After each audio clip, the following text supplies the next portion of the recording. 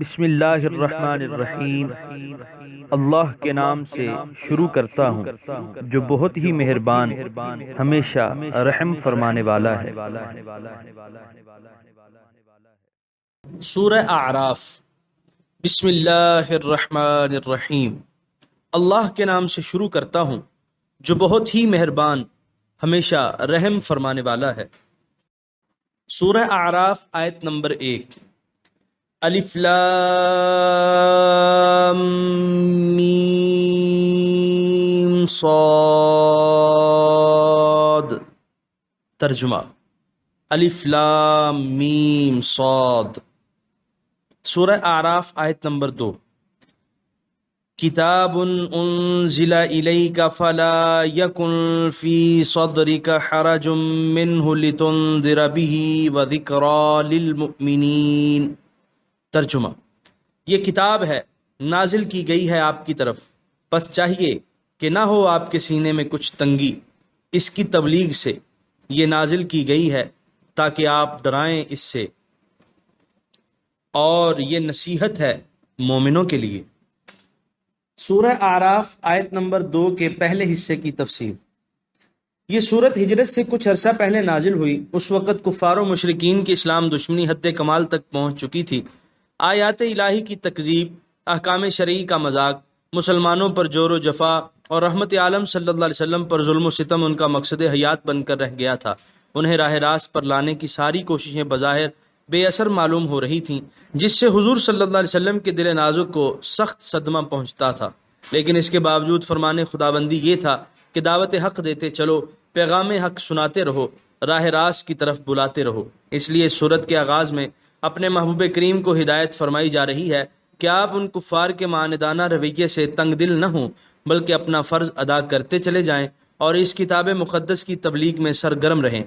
لفظ حرجتن سے ماخوذ ہے، اور حرجہ گھنے درختوں کے اس جھنڈ کو کہتے ہیں جن کی شاخیں آپس میں اتنی الجھی ہوئی ہوتی ہیں کہ ان میں سے کوئی گزر نہیں سکتا، اور گزرنے والا وہاں پہنچ کر حیران و ششدر ہو جاتا ہے۔ اسی مناسبت سے تنگی دل کو بھی حرج کہتے ہیں، کیونکہ مخالفت کی آندھیوں میں انسان پریشان ہو کر کھڑا ہو جاتا ہے۔ اس لیے مفسرین کرام نے اس کا معنی تنگی دل کیا ہے۔ سورہ اعراف آیت نمبر 2 کے بقیہ حصے کی تفسیر۔ اور یہ نصیحت ہے مومنوں کے لیے۔ آیت کے اس حصے میں نزول قرآن کا مقصد بیان ہو رہا ہے کہ کفار اور منکرین کے لیے تو یہ انذار، ڈرانے کا کام دیتا ہے، اور انہیں بتا رہا ہے کہ اگر تم باز نہ آئے تو تمہارا انجام بڑا عبرتناک ہوگا، اور مسلمانوں کو خواب غفلت سے بیدار کرتا ہے، اور انہیں ہر آن وہ عہد یاد دلاتا ہے جو انہوں نے اسلام قبول کرتے وقت اپنے رب سے باندھا تھا۔ ذکر کا معنی ہے صرف یاد کرانا، لیکن ذکرا کا معنی بہت زیادہ اور بار بار یاد کرانا ہے۔ والذکرا کثرت الذکر وہو ابلغ من الذکر۔ سورہ اعراف آیت نمبر 3۔ اتبعوا ما انزل الیکم من ربکم ولا تتبعوا من دونہ اولیاء قلیلا ما تذکرون۔ ترجمہ: اے لوگو، پیروی کرو جو نازل کیا گیا ہے تمہاری طرف تمہارے رب کے پاس سے، اور نہ پیروی کرو اللہ کو چھوڑ کر دوسرے دوستوں کی، بہت ہی کم تم نصیحت قبول کرتے ہو۔ سورہ اعراف آیت نمبر 3 کے پہلے حصے کی تفسیر۔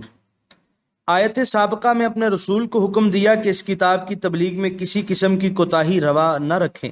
اب اپنے بندوں کو ارشاد فرمایا جا رہا ہے کہ ہم نے اپنے رسول اکرم کے ذریعے ان کی طرف جو شریعت، جو احکام نازل کیے ہیں، اس کی تعمیل سے سر منہ انحراف نہ کریں، اور انہیں چھوڑ کر کسی اور نظام قانون کا اتباع نہ کرنے لگیں۔ علماء محققین نے تصریح کی ہے کہ جس طرح احکام قرآنی منزل من اللہ ہیں، اسی طرح وہ احکام جن کو زبان رسالت نے بیان کیا ہے وہ بھی حضور علیہ الصلوۃ والسلام کی ذاتی رائے نہیں بلکہ وحی الہی ہی ہیں۔ علامہ بیضاوی فرماتے ہیں کہ اس سے مراد کتاب و سنت دونوں ہیں، کیونکہ سنت نبوی بھی منزل من اللہ ہے۔ ارشاد الہی ہے کہ میرا محبوب اپنی ذاتی خواہش سے تو بولتا بھی نہیں، جو بذریعہ وحی اسے حکم ملتا ہے وہی اس کی زبان پر آتا ہے۔ سورہ اعراف آیت نمبر 3 کے دوسرے حصے کی تفسیر۔ اور نہ پیروی کرو اللہ کو چھوڑ کر دوسرے دوستوں کی۔ اس سے واضح ہوا کہ قرآن و سنت کی نصوص صریحہ کو چھوڑ کر منکرین حق اور مدعیان باطل کی آراء و افکار کی پیروی مسلمانوں کے لیے کسی طرح روا نہیں۔ آج ہماری بڑی بدقسمتی یہ ہے کہ جہاں کہیں ہم احکام الہی اور ارشادات نبوت کو اپنے مفاد اور آسائش سے مزاحم پاتے ہیں، اس وقت مصلحت وقت کا بہانہ کر کے قرآن و سنت پر اپنی اہواء اور آراء کو ترجیح دے دیتے ہیں۔ سورہ اعراف آیت نمبر 3 کے بقیہ حصے کی تفسیر۔ بہت ہی کم تم نصیحت قبول کرتے ہو، یعنی جب تمہیں نصیحت کی جاتی ہے تو تم کچھ دیر تو اسے یاد رکھتے ہو، لیکن قلیل عرصے کے بعد اسے پھر بالکل فراموش کر دیتے ہو۔ ما عملاً زائد ہے اور مانن مفہوم قلت کی تاکید کرتا ہے۔ سورہ اعراف آیت نمبر 4۔ وَكَم مِّن قَرْيَةٍ أَهْلَكْنَاهَا فَجَاءَهَا بَأْسُنَا بَيَاتًا أَوْ هُمْ قَائِلُونَ۔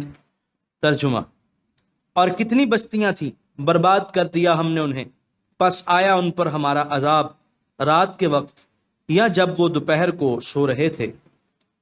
سورہ اعراف آیت نمبر 4 کی تفسیر۔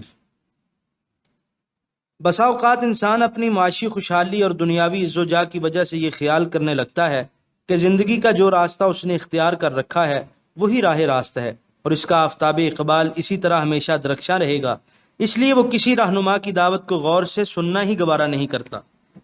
یہی حالت مکہ کے سرداروں اور دولت مندوں کی تھی۔ وہ اپنے جاہ و جلال اور عزت و وقار پر اتنے مطمئن تھے کہ وہ نبی کریم صلی اللہ علیہ وسلم کے پیغام کی طرف متوجہ ہونا ہی غیر ضروری سمجھتے تھے۔ اللہ تعالیٰ ان آیات میں ان کی چشم ہوش سے غفلت کا پردہ اٹھانے کے لیے سابقہ قوموں کے عبرتناک انجام کا ذکر فرماتے ہیں کہ تمہاری طرح وہ بھی دنیا کی فنا پذیر لذتوں میں محو تھے، اور ہمارے انبیاء کی دعوت پر غور و فکر تک کرنا اپنے لیے کسر شان سمجھتے تھے، لیکن جب انہوں نے ہدایت قبول کرنے سے پہم انکار کیا تو ایسے لمحوں میں اللہ تعالیٰ کا عذاب ان پر نازل ہوا جبکہ وہ خواب راحت کے مزے لوٹ رہے تھے۔ ان کو خبر تک نہ ہوئی اور ان کو نیست و نابود کر دیا گیا۔ اس لیے اے اہل مکہ، اس ڈھیل پر مت غرور کرو، مہلت کی گھڑیوں کو غنیمت جانو، کہیں ایسا نہ ہو کہ تمہیں بھی ایسے ہولناک انجام سے دوچار ہونا پڑے۔ کم خبریہ ہے اور کثرت کے معنی پر دلالت کرتا ہے۔ فجاءہا میں فا ترتیب کے لیے نہیں بلکہ محض عطف کے لیے ہے، اور علامہ بیضاوی نے اہلکنا کا معنی کیا ہے، یعنی جب ہم نے ان کے ہلاک کرنے کا ارادہ کیا تو ان پر عذاب بھیجا۔ اس حالت میں فا اپنے معنی پر رہے گی، اور بعض علماء نے اسے فائے تفصیلیہ بتایا ہے، یعنی ہلاکت کی تفصیل کا بیان ہے کہ بعض قوموں پر رات کو عذاب نازل ہوا جیسے قوم لوط، اور بعض پر دوپہر کے وقت جب وہ قیلولہ کر رہے تھے جیسے حضرت شعیب کی قوم پر۔ قیلولہ کہتے ہیں دوپہر کے وقت سونا یا صرف آرام کرنا۔ سورہ اعراف آیت نمبر 5۔ فما كان دعواهم اذ جاءهم بأسنا الا ان قالوا انا كنا ظالمین۔ ترجمہ: پس نہ تھی ان کی چیخ و پکار جب آیا ان پر ہمارا عذاب، بجز اس کے کہ انہوں نے کہا بے شک ہم ہی ظالم تھے۔ سورہ اعراف آیت نمبر 5 کی تفسیر۔ یعنی جب عذاب الہی نے انہیں آ پکڑا تو لگے چیخنے پکارنے اور اعتراف جرم کرنے، لیکن اس وقت ان کی یہ چیخ و پکار اور اظہار ندامت ان کے کسی کام نہ آیا، اور وہ تباہ و برباد کر دیے گئے۔ آج بھی ہر قوم اور ہر فرد کے لیے ان آیات میں درس عبرت موجود ہے۔ سورہ اعراف آیت نمبر 6۔ فَلَنَسْأَلَنَّ الَّذِينَ أُرْسِلَ إِلَيْهِمْ وَلَنَسْأَلَنَّ الْمُرْسَلِينَ۔ ترجمہ: سو ہم ضرور پوچھیں گے ان سے بھیجے گئے رسول جن کی طرف، اور ہم ضرور پوچھیں گے رسولوں سے۔ سورہ اعراف آیت نمبر 6 کی تفسیر۔ امتوں سے بھی باز پرس ہوگی اور انبیاء اور رسول سے بھی پوچھا جائے گا۔ سورہ اعراف آیت نمبر 7۔ فَلَنَقُصَّنَّ عَلَيْهِمْ بِعِلْمٍ وَمَا كُنَّا غَائِبِينَ۔ ترجمہ: پھر ہم ضرور بیان کریں گے ان کے حالات ان پر اپنے علم سے، اور نہ تھے ہم ان سے غائب۔ سورہ اعراف آیت نمبر 7 کی تفسیر۔ اس آیت میں ایک شبے کا ازالہ کر دیا گیا جو شاید کسی کودن کے دل میں پیدا ہو کہ کیا اللہ تعالیٰ کو ان باتوں کا علم نہ تھا کہ ان کے متعلق پوچھنا شروع کر دیا؟ بتایا کہ ہمارے علم سے تو کوئی چیز مخفی نہیں اور ہمارا علم محیط ہر لمحہ ان کو اپنے احاطے میں لیے ہوئے تھا۔ اس پرسش میں حکمت یہ ہے کہ خود ان کی زبان سے ان باتوں کو منوا لیا جائے۔ سورہ اعراف آیت نمبر 8، والوزن یومئذ الحق فمن ثقلت موازینہ فاولئک هم المفلحون۔ ترجمہ، اور اعمال کا تولنا اس دن برحق ہے، پس جن کے بھاری ہوئے ترازو تو وہی لوگ کامیاب ہونے والے ہیں۔ سورہ اعراف آیت نمبر 8 کی تفسیر۔ اعمال کے وزن سے کیا مراد؟ میزان کی شکل و صورت کیسی ہوگی؟ کس چیز کا وزن کیا جائے گا؟ اعمال کا یا ان صحائف کا جن میں اعمال مرقوم ہوں گے؟ ان سوالات کے متعلق کتب تفسیر میں لمبی چوڑی بحثیں کی گئی ہیں۔ فرقہ معتزلہ کی رائے یہ ہے کہ اعمال اعراض ہیں، ان کے مادی اور محسوس اجسام نہیں ہیں، اس لیے ان کا وزن کیا جانا ناممکن ہے۔ نیز جب اللہ تعالیٰ ہر شخص کے اچھے اور برے اعمال پر خوب آگاہ ہے تو پھر انہیں ترازو میں رکھ کر تولنا اور یہ دیکھنا کہ نیکی کا پلڑا جھکتا ہے یا برائی کا، یہ سب تکلف محض ہے۔ اس لیے وزن اعمال کا جہاں جہاں ذکر ہوا ہے، معتزلہ کے نزدیک اس کا مطلب عدل و انصاف سے فیصلہ کرنا ہے، لیکن علماء اہل سنت و جماعت نے ان کی اس رائے کو غلط اور فاسد قرار دیتے ہوئے فرمایا ہے کہ اگر اس طرح تعویلات کا دروازہ کھول دیا جائے تو پھر ہر چیز میں تعویل ہو سکتی ہے۔ شیاطین اور جنات سے مراد اخلاق کے مذمومہ، ملائکہ سے مراد صفات محمودہ اور صراط سے مراد دین حق لیا جا سکتا ہے، حالانکہ سلف صالحین، صحابہ کرام اور تابعین نے اس قسم کی تعویلات کو ہرگز اختیار نہیں کیا۔ نیز اعمال کے تولنے کی غرض و غایت یہ نہیں کہ اللہ تعالیٰ کو معلوم ہو جائے کہ فلاں شخص کی نیکیاں اتنی ہیں اور برائیاں اتنی، جیسے معتزلہ نے سمجھا ہے، بلکہ اس کا مقصد یہ ہے کہ وہ حقائق جو اللہ تعالیٰ کے علم میں پہلے سے موجود ہیں ان کو آشکارا کر دیا جائے اور ہر خاص و عام کو اپنے اعمال کی حقیقت پر مطلع کر دیا جائے۔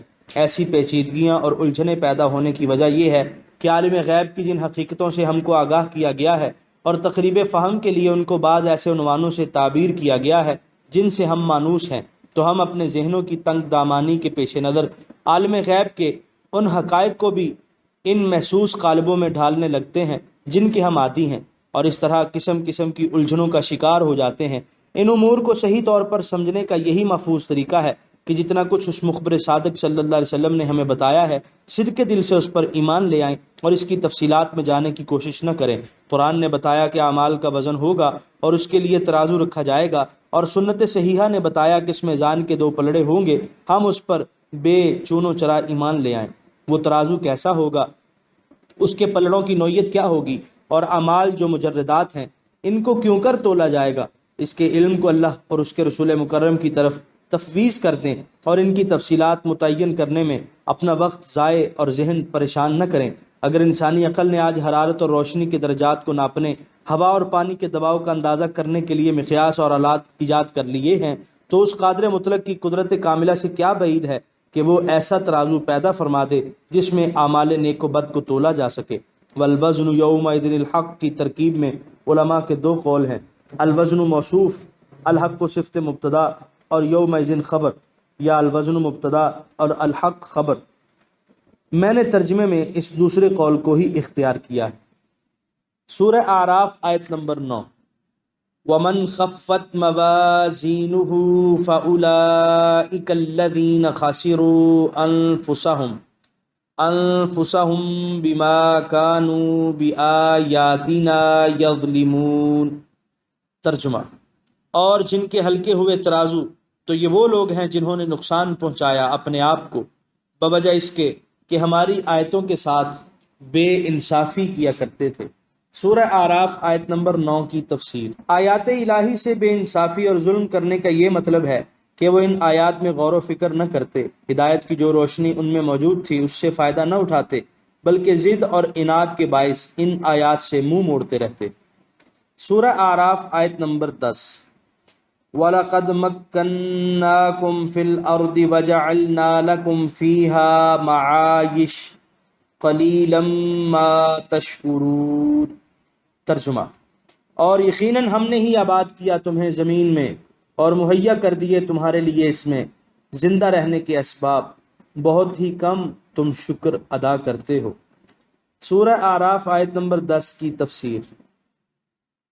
پہلے اپنے احسانات کا ذکر فرما کر اپنے بندوں کو شکر گزاری کی ترغیب دی جا رہی ہے، یعنی وہ ذات پاک جس نے تمہیں اس کرۂ ارضی پر آباد کیا اور مزید برآں اس میں رویدگی کی وہ صلاحیتیں ودیت فرما دی کہ ضرورت کی ساری چیزیں اس سے اگتی ہیں، جا بجا پانی کے چشمے ابل رہے ہیں۔